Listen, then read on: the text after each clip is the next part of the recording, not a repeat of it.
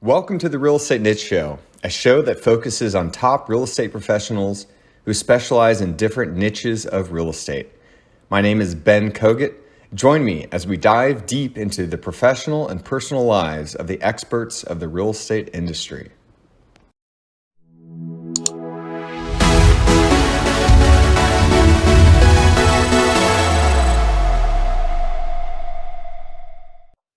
Welcome to the Real Estate Niche Show. I'm your host, Ben Kogut, and today I have Aileen Prak on the show. Aileen is the co-founder of Bonavest Capital, where she helps people generate passive income through real estate syndications. She's on the path to creating time freedom for her family and two young children, and believes that real estate is the best vehicle that can help her and others achieve their dreams. Aileen, thank you so much for coming on the show. Is there anything else that you'd like to add to your bio there?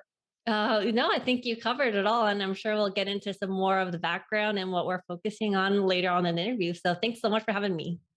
My pleasure. And right out the gate, I'm sure there's more to your bio, so that can't be true. But let's dive in. Let's dive into it, Aileen. This is the Real Estate Niche Show. Tell us, what is your niche in the real estate business? So within real estate, I focus on multifamily syndications, basically, group investments, where we focus on, like in the bio mentions, focusing on providing passive investment opportunities to other people in our network, and at the same time, building up our own passive investment, our passive investment investing as well, so that we can create our time freedom for ourselves. Love that. You're definitely talking my language, time freedom and passive income. Let's dive a little bit deeper into it. How are you going about making that happen? First of all, we started off with passive investing ourselves first, investing with really successful sponsors in the area, in the space. So we understand, their business models and everything like that. So really it's focusing on trying to build up our wealth so that our money is working hard for us and that we're not having to actually put in the work and work and work for the money. So we're finding ways, and what we discovered was syndications itself was a really great vehicle, and it really matched what we were trying to achieve. And it was the best vehicle for us that we found, where our money could work the hardest. Cool. I'd love to hear, like, what were your first couple investments that you invested in? So we invested in a couple of different multifamily apartment syndications. So it was across, Colorado, and Florida. And then also afterwards, we got into some self-storage as well, because we wanted to diversify our portfolio and then just learn a little bit more about the space. And so we've done several deals since then, focusing primarily on multifamily, but always having an open eye for, self-storage and other potential asset classes. Definitely a popular way to get started in this business, the multifamily space. And so you started investing, and then you just decide, hey, I want to help other people do the same, and I'm going to start helping raise capital. Or I'd love to hear about that process. Yeah. So as we were getting started with multifamily syndications and building up our education base, learning, investing ourselves, seeing how this whole entire model works, we started getting a lot of questions about how we're doing it, what the model is. Similar to us, not a lot of people know about this space, don't really know too much about what syndication is, how it works. And so we were doing a lot of education. We were talking to a lot of people and sharing what we were learning as well. So what we ended up doing was we started a podcast just like yourself here. And we started interviewing other people in the space, experts in the space, and really trying to learn from them as well and sharing it with the listeners. And then from there, it just kind of evolved. And then now we're part of some active deals as sponsors ourselves, where we're participating on the general partnership side, where we've helped across different aspects of the general partnership, where we're doing, helping with some of the underwriting, the due diligence process, raising capital, like you mentioned. And, we've just really been enjoying meeting and connecting and networking with the people in this space. So there's a lot to unpack in what you just said. Three major topics came to mind. Number one, I'd like to dive deeper into what you just said about how you're actually structuring deals, bringing in investors. So that's one topic. Number two, you keep saying the word "we," and I'd like to know about who that "we" is and how that plays into all this. And number three, you mentioned your podcast as well. And so let's start with number one, because I still want to keep diving a little bit deeper into how you're able to structure these capital raises and how you're, structuring it to be on the GP side and all that other kind of stuff. So on the capital raising side, we're looking for partners who have really strong track records across the nation in different strong markets where there's really strong population growth. There's a lot of jobs opportunities out there. There's diversification. So we're really analyzing and evaluating these different opportunities that we have access to, and that we want to provide these same access to people in our network who might not necessarily have that same type of network that we have built. And so then from there, after we've built our relationships from with other different sponsors, we've been able to bring in our investors to participate in those deals and partner alongside with us, and participate on the passive investing side. Enjoying some of the preferred returns, the cash flows that we're looking at, and then at the end, participating in the sell and the profits at the end after the property is goes full cycle. So if I hear you correct, you are leveraging two things here, sort of the network and access that you have to the general partners, the sponsors, same kind of thing, and the deal flow that comes with that, coupled with your relationships and your network of investors who you know through a variety of different sources, including the podcast, including probably just being alive and being involved in the community and stuff like that. And then you're sort of blending the two. And for those that may not have that type of access to deal flow, you're maybe called a vessel of deal flow for those types of people to create passive income, aka eventually financial freedom for themselves and their families. Is that maybe a good way to summarize Yep, something? absolutely. Love it. High five on that. I'm curious, now that you've been doing this a little while, what would you say is what's changed? Like, has anything changed between you and, let's say, your investors? So in what capacity? Well, I guess the assumption I'm making, or what I'm alluding to. Okay, so what's changed for me is I have a lot more friends now. Not that I didn't have a lot of friends before, but like the relationships that I've had with my investors has really improved because a lot of them really appreciate that I'm able to bring them so many opportunities to invest in. And I'm just curious if you're experiencing the same thing. Yeah, I see what you're saying here, because now, especially the people in our network, people have known us prior to real estate investing and getting into syndications. They're seeing us in a different light, in a different aspect, because now we have this new skill set that we're bringing that they've not been accustomed to before, and that we're sharing our knowledge with them. And on the other side, it's meeting new investors who have become friends and sharing our knowledge with them. And so it's really exciting to build up those relationships as well on both sides, because the main thing is that we found this really great vehicle that not a lot of people know about, and we just want to share with other people as well, and just help to educate and let them know that there's other ways to invest, and you don't have to go typically down the stock market if that's not something that you're interested in. 100% agree, and I really just want to acknowledge you. Just for getting the word out and helping spread and educate people, because I think that is just the key here. And so, so you keep saying this transition, you keep saying the word we. Who is we? And maybe tie that into how that plays into you and your family. So the we is really me and my family, because it's me and my husband, and we really started this real estate journey together.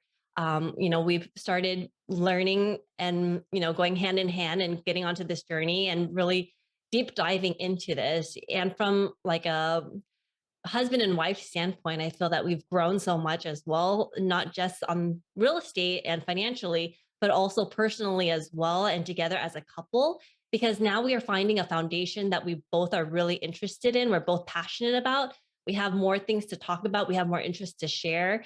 And then also, we're on the same goal, the same path to wanting to create this lifestyle by design, for our children as well and for our family. And so, Yes, the we is me and my husband. He's also my business partner as well. And, couldn't ask for a better partner where you have 24 access to.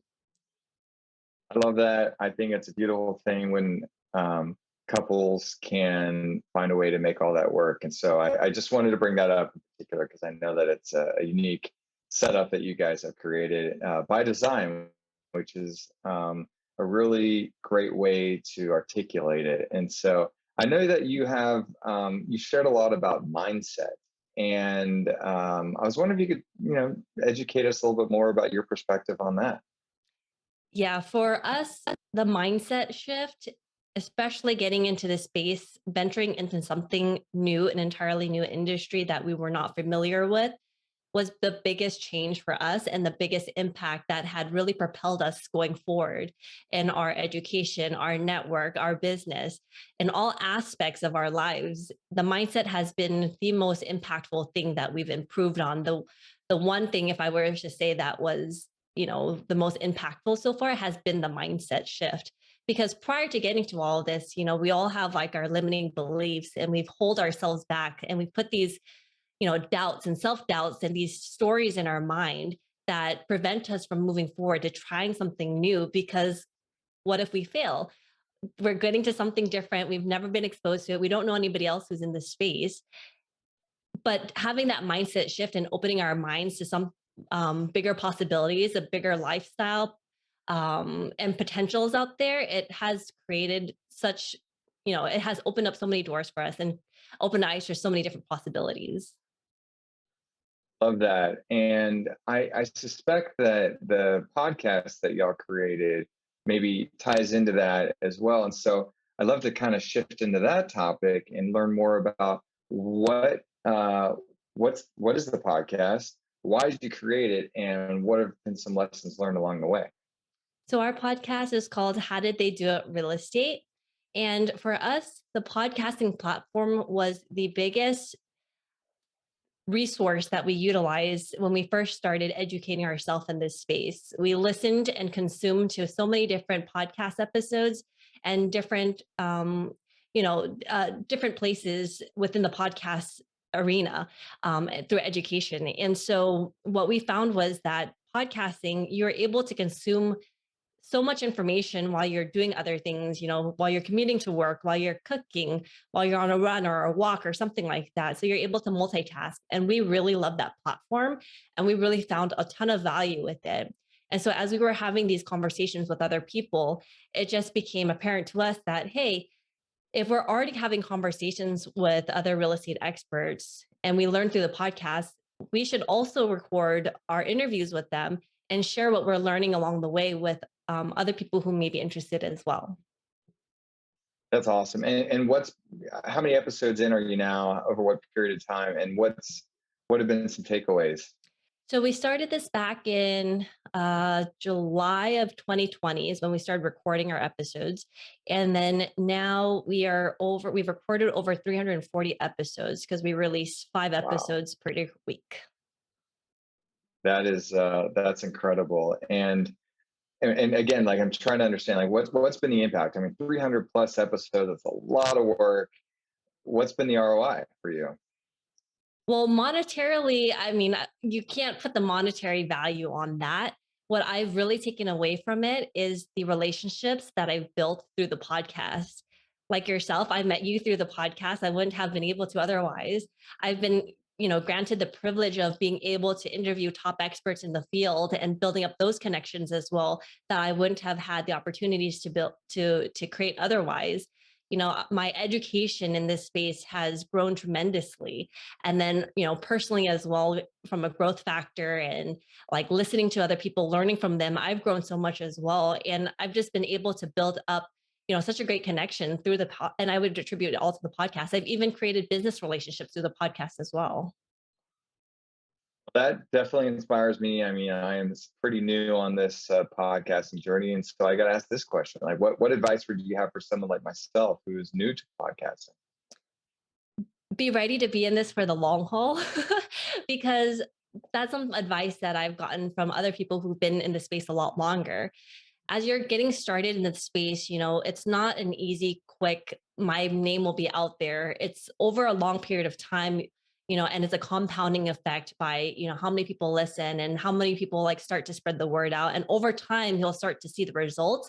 But throughout the journey, it's going to be like, especially in the very beginning, it's if you're focused on the numbers and the listens and the downloads, you can get really disheartened because in the beginning, especially, you're not going to get those, right? But over time, it's going to start compounding and then you're going to see the results of what you're doing, but it's going to take a lot of time. And you just got to be patient and just keep at it because it's the long-term game, not a short-term one. I got it. I got my marathon mentality ready to go. So we're just getting started here at the Real Estate Niche Show. Awesome. So let's pivot a little bit. I've also noticed I've seen you involved in LinkedIn. I'm assuming you're involved in other social media platforms, and I'm curious, what is your strategy with that? So I primarily focused on LinkedIn. I do Facebook a little bit here and there, but I'm not as active. What I found so far is that LinkedIn has the biggest group of people in the space that I've connected really well with. And it's been the most active for me. And so my efforts so far have been focused on LinkedIn. I just started the Instagram, haven't really figured that out yet, but but focusing on building out the LinkedIn base, and then eventually, might go into YouTube, putting out videos and stuff like that as well. Something that is down on the horizon. Well, thanks for sharing about that. And then one kind of more general question for you, Eileen, is how are you how are you leveraging all this? Are you collecting people's data and like how are you? Do you have like your own CRM and then you're communicating with people when you have a deal? Like how does that piece of the puzzle work? Yeah. So as people come and visit our website, we have this checklist that for a due diligence checklist for passive investors as they're looking for it. So as soon as they put in their email, they'll be added to our database where we'll communicate, our monthly newsletter. Whether we have a deal coming out, we'll communicate it to our network as well, depending on if it's a 506C or 506B. And then, as we're meeting new people in this space, they'll ask to be on our list, on whichever list they want to be in. And so we've been able to collect it that way and then communicate to the people who are interested in being part of our community. Of that. And maybe since you mentioned it, if someone wanted to get that checklist or get on your list, maybe share a little bit about how that would work. Yeah, they can go ahead and visit bonavestcapital.com/checklist. And then they can go ahead and download that. It's just a due diligence checklist for passive investors that you just go down, and then things to keep in mind as you're looking and evaluating passive opportunities, and doing your due diligence. Yeah, I love that. I think that's a really smart giveaway for to entice people to sign up. And I think it's a really great idea to have a strategy or checklist to making sure that you're checking the boxes, so to speak, as you are looking for an investment to pursue. So that makes a lot of sense. Awesome. So let's again pivot a little bit moving forward. There's some questions that I love to chat with people about. For example, aside from all the things that you've already mentioned, how do you like to invest in yourself? I like to invest in myself in the mindset space. Like I mentioned, it's been one of the biggest factors. And I think, the more you're able to work on your mindset and opening up yourself up to new things and, getting rid of those self-doubts and just be open to a lot of new things. I continuously invest in different podcasts about mindset or like looking for ways to improve myself, and I think that that's super important. And then also like getting coaching as well, helping that helps with the mindset as well. Can you give some examples, like who do you look to for that type of inspiration? Yeah, so I'll go back to one of my previous coaches, who I've gotten so much inspiration from. It's Trevor McGregor. He has been so impactful, and he just comes from a place. He's coached with great top other coaches as well, like Tony Robbins, and he has come from such a great place that just wants to add value, and he has this really open abundance mindset. and just wanting to emulate some type of, a little bit of essence from him, has been a really big impact to us. Love that. And the follow-up question to that is, how do you like to invest in the community? So within the community, as I meet with other people in this space, I always try to find value on where, through my network and my connections, where I can add value to other people. If I don't have a resource, I like to try to connect other people who may be able to help each other. And so that's how I like to give back, because other people have done the same thing for me. And so it's my way of, you know, helping other people try to achieve their goals as well. Being a connector is definitely a rewarding and fulfilling role to have. So I can totally relate to that as well. Awesome. Here's another question. How do you define the word success? So I think success comes from, everybody has a different definition of what success looks like. But for me personally, I think what it means to me is to be constantly growing and to learn and never being settled for, complacent with what you have. You got to appreciate what you do have and what you've accomplished so far. But at the same time, you want to continuously learn something. You want to push yourself out of the box. You want to get outside of your comfort zone. And so if you're able to do that and you're continuously learning and evolving as a human, as a person, within your business, within your family, to me, that defines success. Love that. Yeah, I completely agree with what you're saying. And I'm always, and that's part of the challenge with starting your podcast is, evolving and putting out all this content and trying to bring in great guests like yourself and all that kind of stuff. So that makes a lot of sense. Awesome. So, kind of moving forward a little bit, would you mind sharing? You mentioned the website with your checklist. Would you mind sharing a little bit more about if someone wanted to get a hold of you or to learn more about your podcast, your business? Like, what's the ways to make that happen? Yeah. So if they're interested in listening to our podcast as well, they can go and visit, or they can just look up How Did They Do It Real Estate. We're on the major platforms like Apple, Spotify, iTunes. And then if they want to contact me directly and learn a little bit more about us or our business and what we do, or just curious about syndications and how to get started in it, definitely would love to be a resource and to try to provide value wherever I can. They can just email me directly at Aileen, Aileen, at bonavestcapital.com. Yeah, definitely reach out to her. Let her know that you heard it through the Real Estate Niche Show.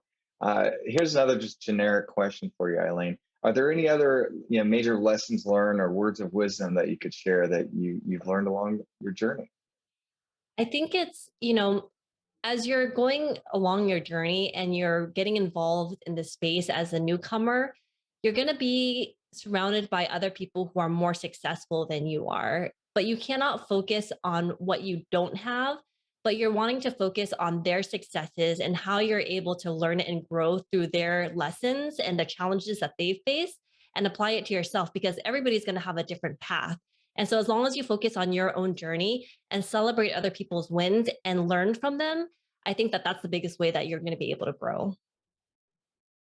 I love that. And the other thing I'd like to add to that, Eileen, is that I've seen people fall through the trap of trying to compare themselves to other people in a negative way.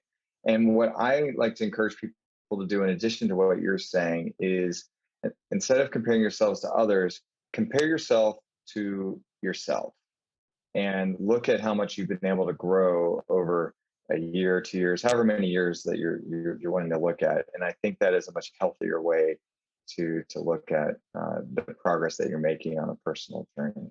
Yeah, So definitely. One of the tips that one of my other coaches had given to me as well is, every day he would do, he would say three things that he would be grateful for. Something he's grateful for now, something he's grateful for somebody else, and then maybe something grateful that you're grateful to have something in the future, and then it just helps to remember and remind yourself what you've accomplished and things that will come your way if you continue to, work towards it.